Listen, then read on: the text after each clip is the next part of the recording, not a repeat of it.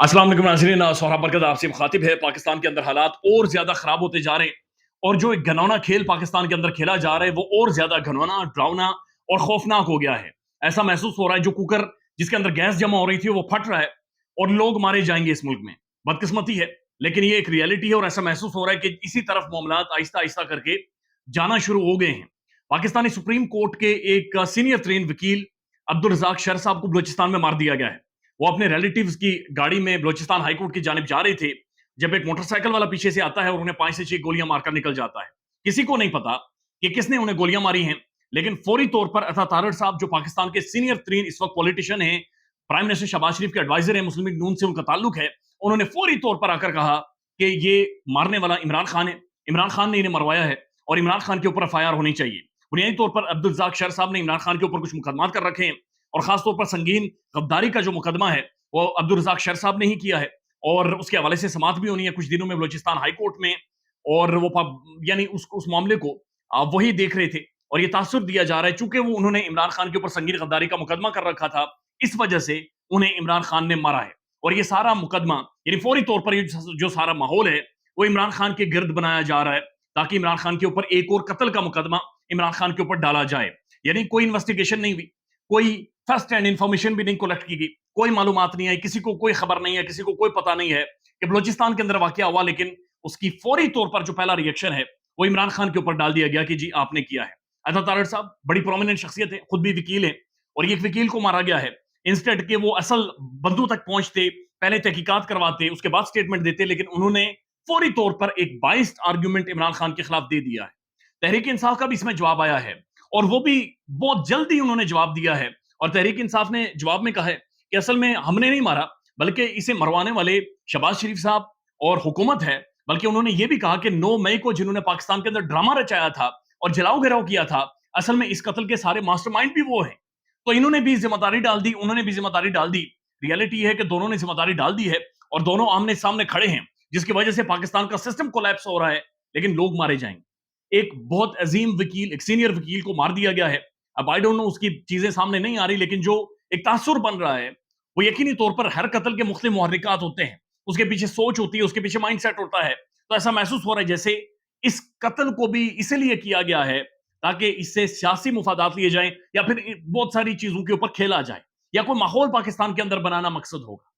तो एक दफा फिर तहरीक इंसाफ ने जिम्मेदारी डाल दी हुकूमत के ऊपर और 9 मई को जो वाकया हुआ है उसके पीछे जो मास्टरमाइंड थे उनके ऊपर डाल दिया है। तो दोनों की तरफ से जल्दी हुआ है, लेकिन इस सारे जल्दी में जो माहौल बना रहे हैं दोनों तरफ से बड़ा खौफनाक बन रहा है।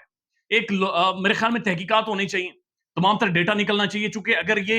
22 आर्गुमेंट दोनों तरफ से अभी से फर्निश्ड होना शुरू हो जाएंगे तो असल जो मारने वाले हैं, चाहे दोनों में से एक भी ठीक हो या फिर कोई तीसरा बंदा हो, तो वो उन्हें बेनिफिट करेंगी और वो बहुत ज्यादा उन्हें फायदा देंगी। तो ये बड़ी खौफनाक सूरत हाल है। अल्लाह ताला पाकिस्तान पर रहम करे, लेकिन ऐसा महसूस हो रहा है जैसे एक नई तरफ सिस्टम चल पड़ा है कि जहां पर लोगों की जानों का नुकसान होगा, लोगों का नुकसान होगा और पाकिस्तान अब इसका मुतहम्मिल नहीं हो सकता। लेकिन जिस तरफ मामला जा रहे हैं ये और ज्यादा खौफनाक बहरहाल होता जा रहा है। दूसरी तरफ जो पाकिस्तान के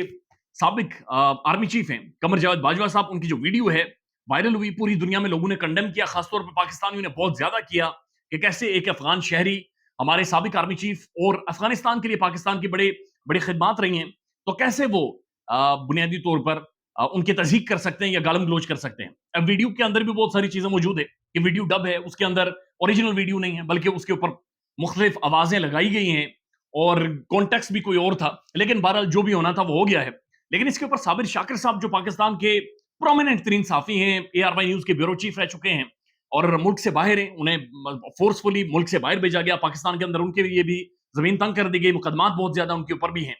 तो उन्होंने कहा कि मुझे जनरल बाजवा साहब ने एक दफा कॉल करके कहा था कि मैं तुम्हें इबरत का निशाना बना दूंगा, जब ये आर्मी चीफ थे। यानी एक पाकिस्तान के सबसे ज्यादा जो एक प्रोमिनेंट इदारा है, डिसिप्लिन इदारा है, जिसे अवाम सबसे ज्यादा मोहब्बत करती है, जो फ्रंट लाइन इदारा है पाकिस्तान का, यानी उनके सरबरा एक साफी को ये कह रहे हैं कि मैं तुम्हें कॉल करके इबरत का निशाना बना दूंगा। तो इसके ऊपर भी बड़े लोगों ने कमेंट करने शुरू कर दिए और क्वेश्चंस उठाए हैं कि एक साफी और एक इदारे के सरबराह के दरमियान क्या तनाज़े आपस में हो सकता है कि वो एक साफी को इबरत का निशाना बनाएंगे। यानी अजीबो-गरीब सी मंतक है। और इससे पहले हामिद मीर साहब मुख्तलिफ वीडियोज में क्लेम कर चुके हैं कि जनरल बाजवा साहब मुझे बुलाते थे اور بلا کر کہتے تھے آپ کی تنخواہ اتنی ہے، آپ کی تنخواہ اتنی ہے، آپ کی تنخواہ اتنی ہے. ہارون رشید صاحب بھی کہتے ہیں کہ مجھ سے بھی تنخواہوں کا حساب لیتے تھے جنرل باجوہ صاحب. تو سمجھ سے باہر ہے کہ پاکستان کے سب سے ڈسپلنڈ، سب سے زیادہ قابل احترام، قابل تعظیم کا ایک پرومیننٹ ادارہ، ان کے سربراہ صحافیوں کے معاملات، تنخواہیں اور انہیں عبرت کا نشانہ بنانا یہ سمجھ سے باہر ہے. پاکستان کے کچھ صحافی کلیم کر رہے ہیں، ان کا یہ کہنا ہے کہ اسد طور کے حوالے سے جب باجوہ صاحب سے ہم نے پوچھا تو باجوہ صاحب نے کہا جی کچھ نہیں ہے، اتنی بڑی بات نہیں ہے، کسی ادارے کے سربراہ یا ادارے میں سے کوئی اٹھا ہوگا اور اس نے تھپڑ شپڑ مار دیے ہوں گے، کون سی بڑی بات. یعنی اسد طور صاحب کے بازو توڑے گئے تھے، اور اسد طور کے بازو کے حوالے سے جب سوال پوچھا گیا کہ کس نے مارا ہے تو انہوں نے کہا جی ایویں ہی کسی کا، نچلے اداروں میں سے کسی کا سر گھوم گیا ہوگا اور اس نے تھپڑ مار دیے ہوں. آئی ڈونٹ نو اس کے اوپر بندہ کیا کمنٹ کرے، لیکن بڑی خوفناک صورتحال ہے جو کہ پاکستان کے اندر آن گوئنگ ہے. دعا کر سکتے ہیں کہ اللہ تعالیٰ پاکستان، پاکستانی لوگوں کے اوپر، عوام کے اوپر رحم کرے، چونکہ جو یہ رسا کشی ہے اس کے اندر عوام پس رہی ہے اور اب ایسا محسوس ہو رہا ہے جیسے یہ اور زیادہ خوفناک ہوتا جائے گا. خیال رکھیے گا اپنا. اللہ حافظ.